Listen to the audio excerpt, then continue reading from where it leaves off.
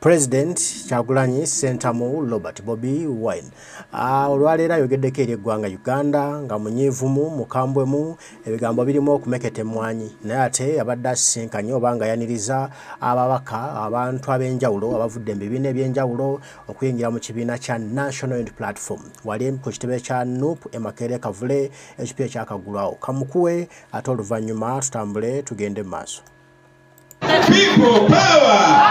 Power! Our power! People power! Why says a beautiful song? I love it.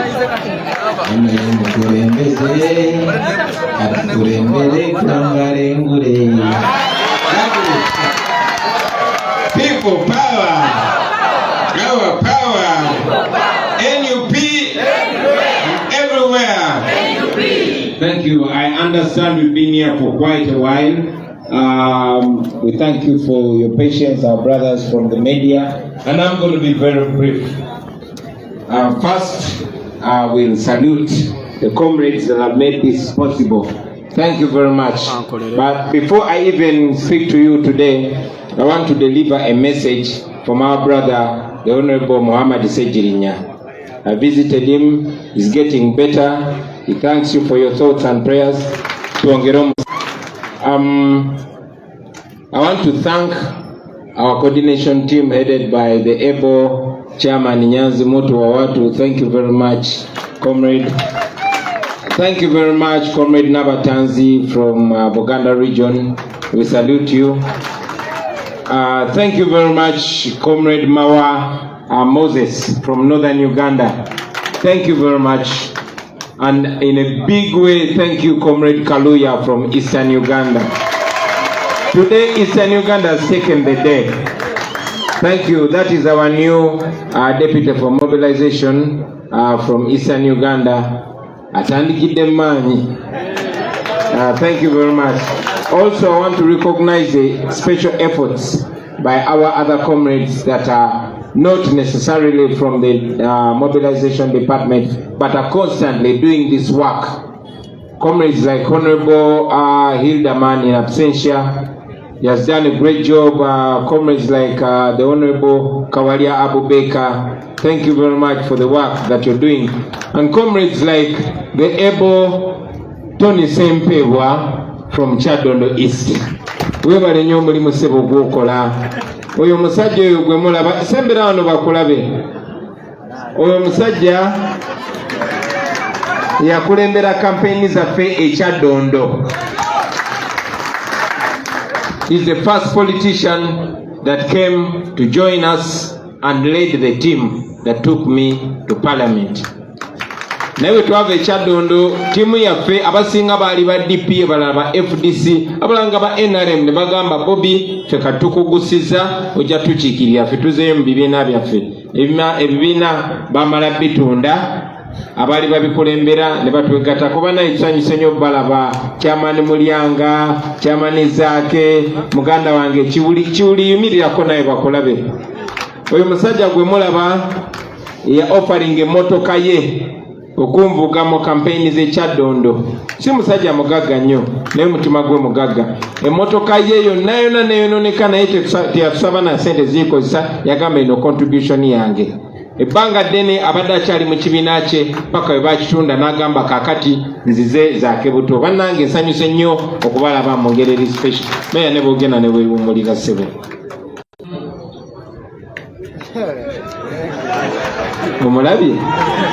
Omulabi.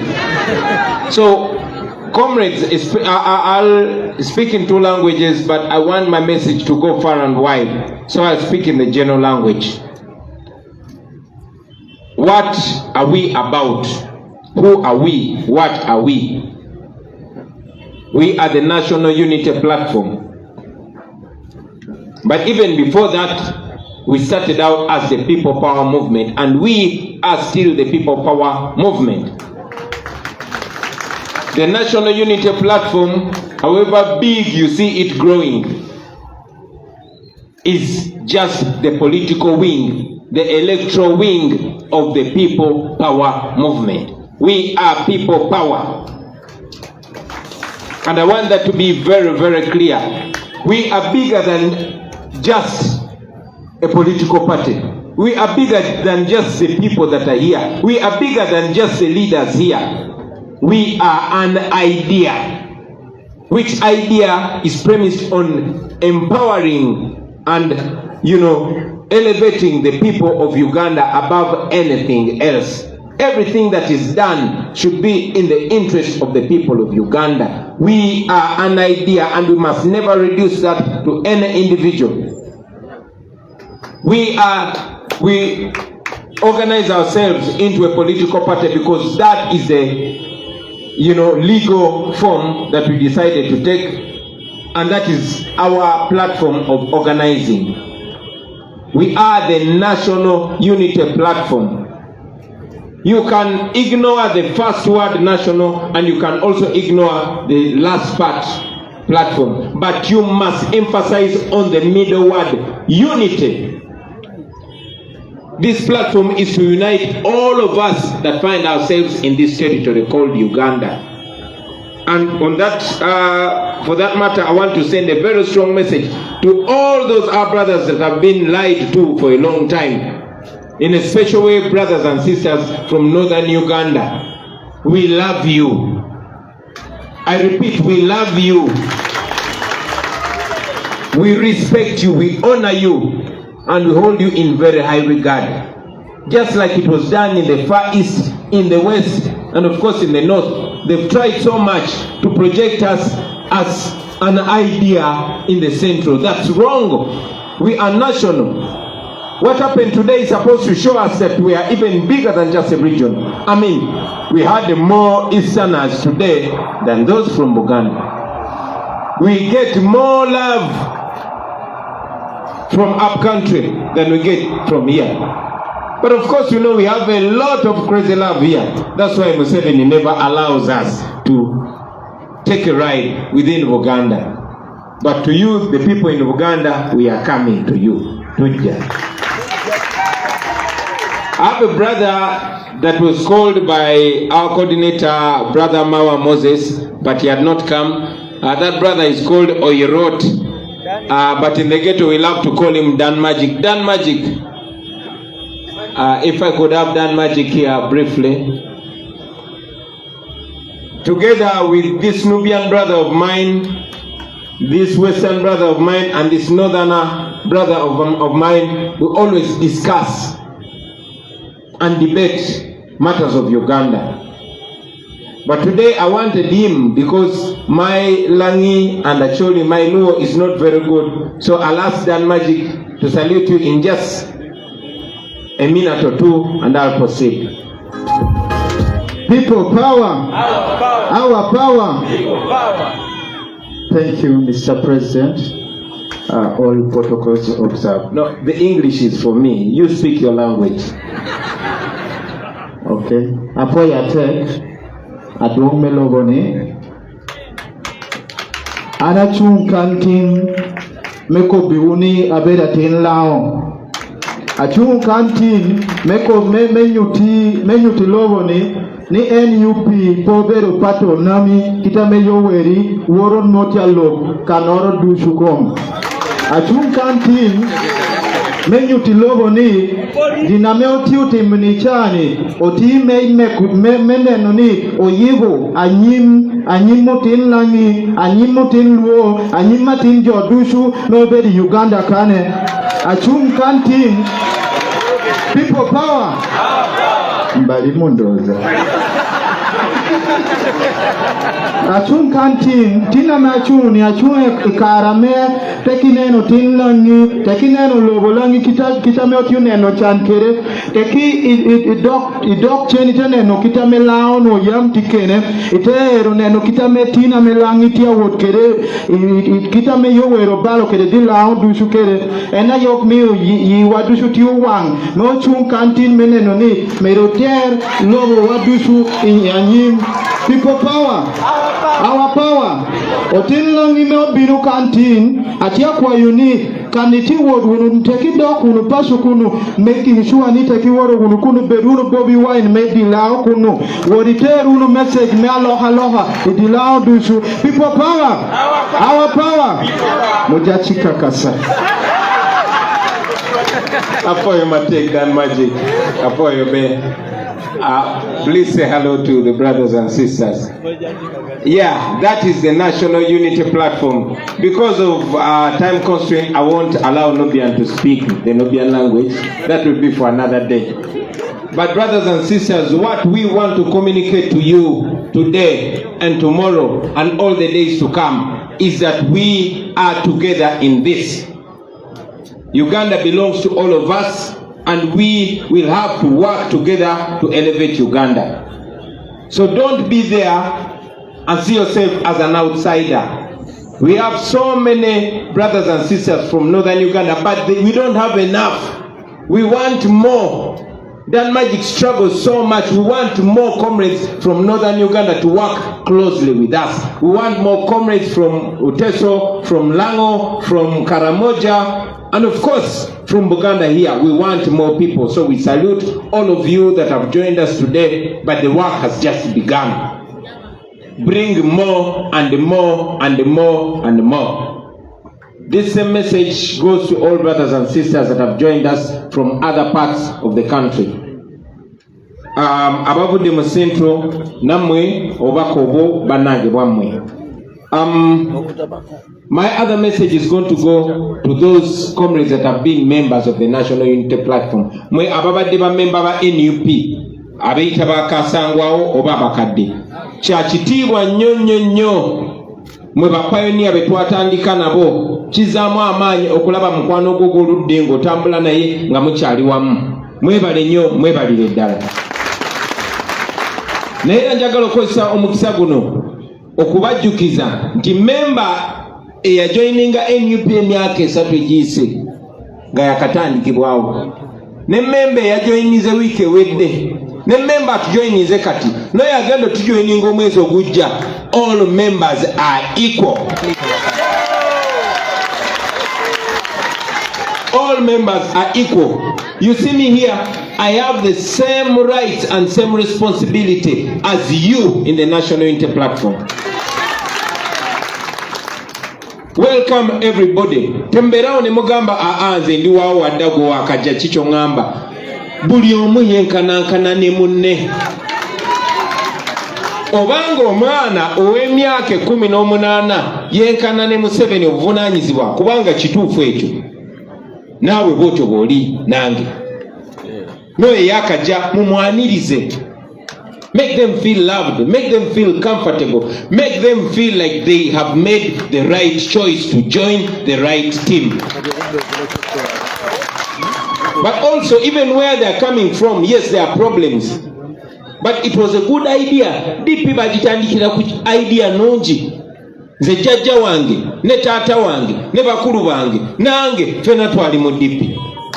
Paka webaji usesebola okugituusa bwetuse. FDC yatandikibwa ku ideas enungi. UPC was started on noble ideas, and so is the Uganda Federal Alliance and others. What has been happening is that Museveni has tried so much to deny Ugandans leadership. Everybody who rises and has a following, they either compromise them, bribe them, imprison them, or kill them. For me, they've done everything else apart from killing me.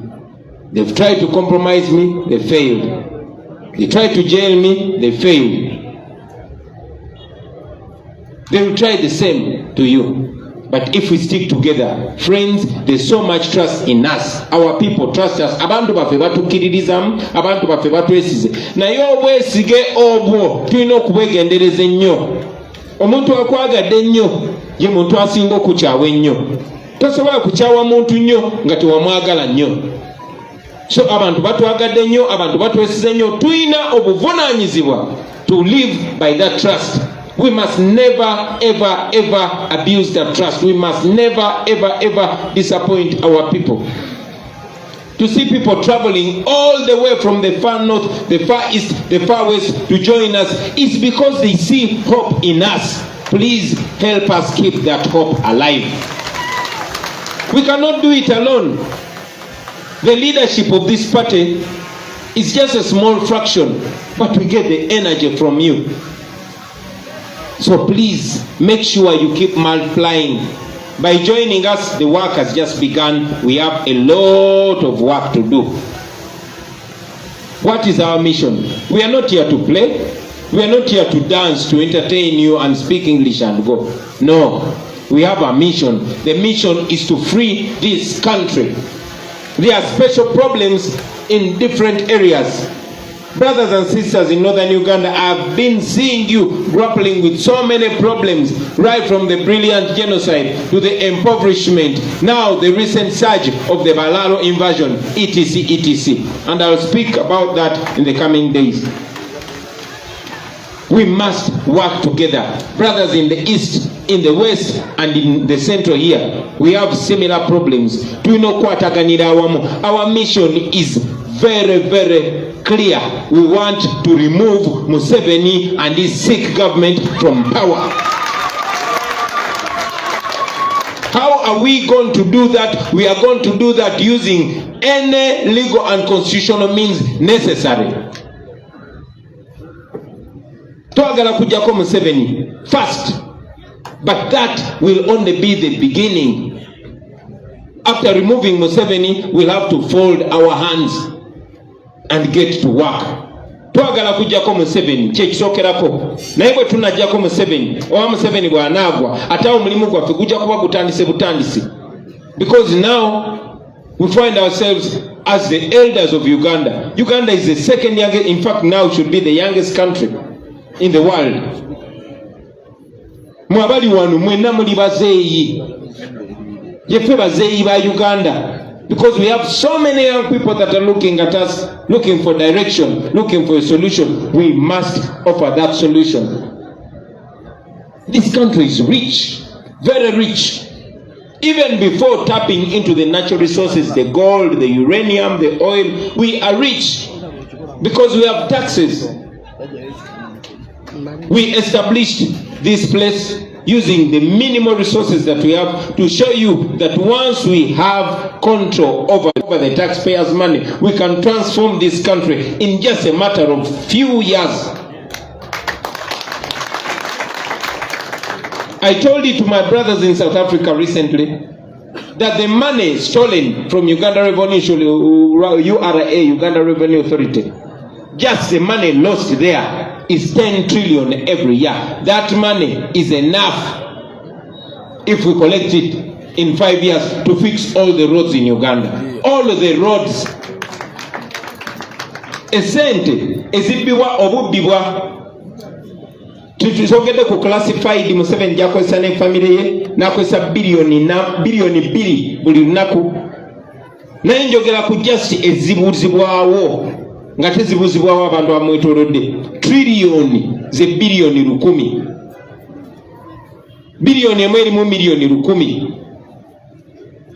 kati ziba milioni meka. So sente zibibwa mu URA zokka ezibuzibwawo zisobola okufixinga enguudo zaffe zonna mu myaka 5. Tuyina kilomita emitwalo 21 ez'enguudo, naye buli luguudo mu Uganda luyinza okufaanana bwe luti mu myaka jasi 5. Buli luguudo nga tetukutte ku ssente endala tujjeyo jasi ezibbibwa zokka. Kiraga nti ne Museveni yennyini z'akozesa ate nazo zisobola okukola ebintu ebirala bingi nnyo.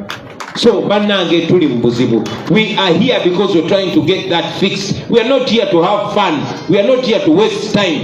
And anybody that is joining us just to have fun, you're in a very wrong place. Oya tujoininga ngaze yes twina abawala abalungi mu kibiina kyaffe naye kwa tujoininze ng'olunonye bufumbo oli mu kifo kikyamu. Naye atujoininga ate n'aleeta munne nga bazze kuzimba Uganda empya. Mwe musinga waliwo omukyala gwendabye aze ne mwami we bannange mmwe musaana na kirabo.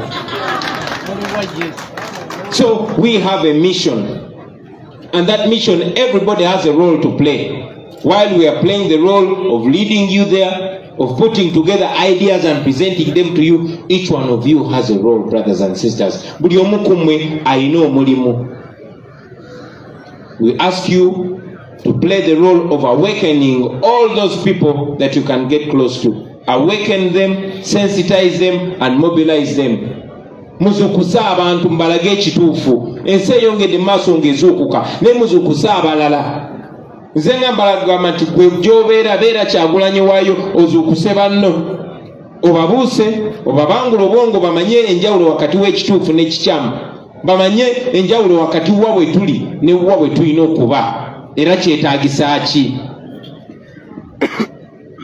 Njagala obbasaba bannange nti twesanze nga tulina omukisa, tulina tools nga social media. Social media eyambe nnyo, ate namwe muyambe nnyo okutransforminga social media. Back then, TikTok was about nudity. It was about kuwemula. But today, TikTok is about edutainment. And I want to salute all the TikTokers that have taken it upon themselves to use that platform to awaken our people. Mukozese social media eyo, Facebook Museveni yagisalako, naye ate mwe muli babuufu somehow, mwine engeri gye mumusala ekikubo ne mugikozesa. Mukozese platform zeezo. Mufolowinga abantu aboogera ebyo ebibakiikirira, ate temmala budde n'abawemuzi.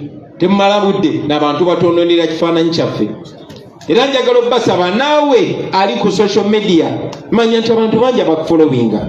You have so many followers, but where are you leading them to?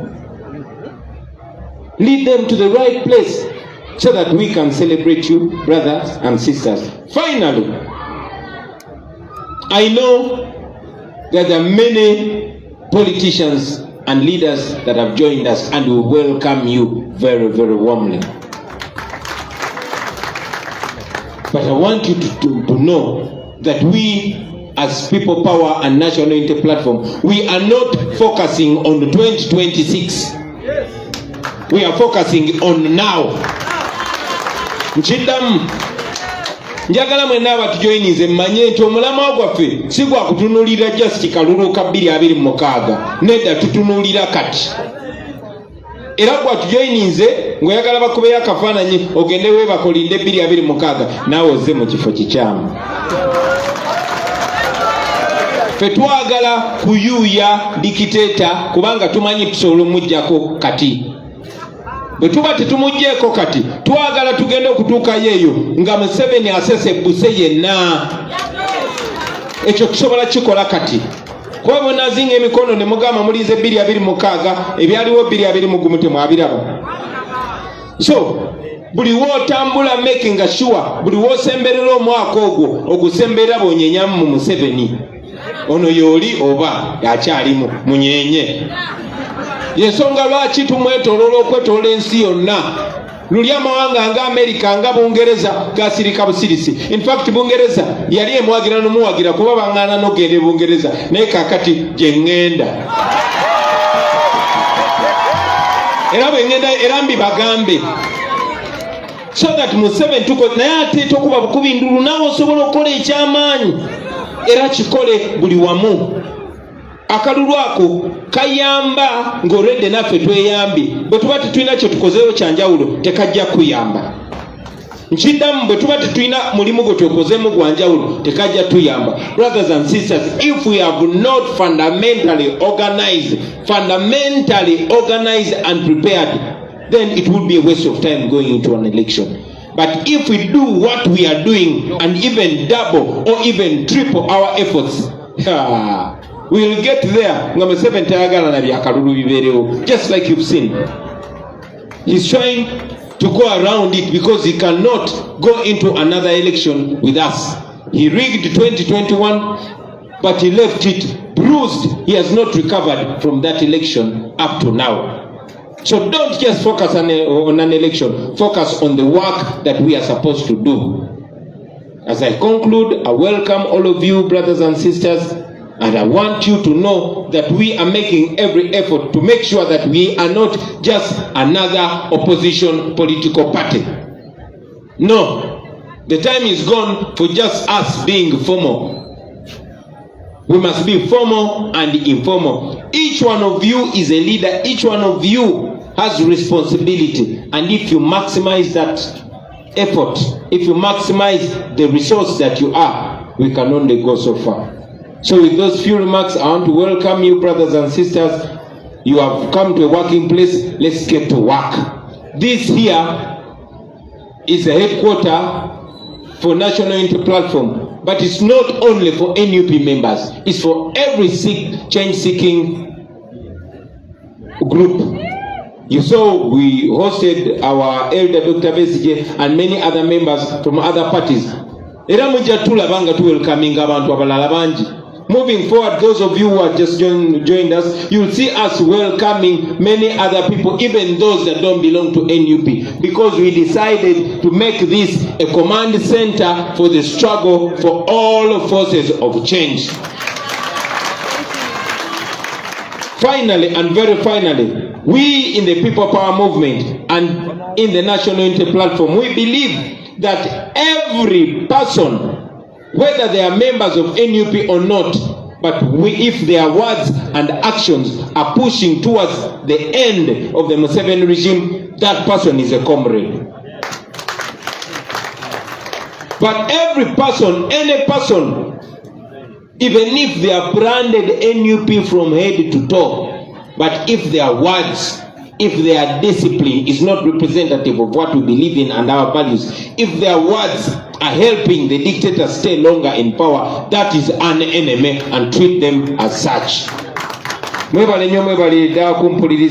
I salute you, ladies and gentlemen.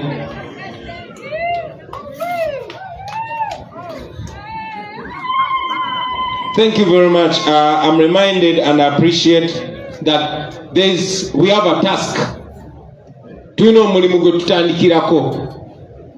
Kubanga, we believe that we should always hit the ground running. What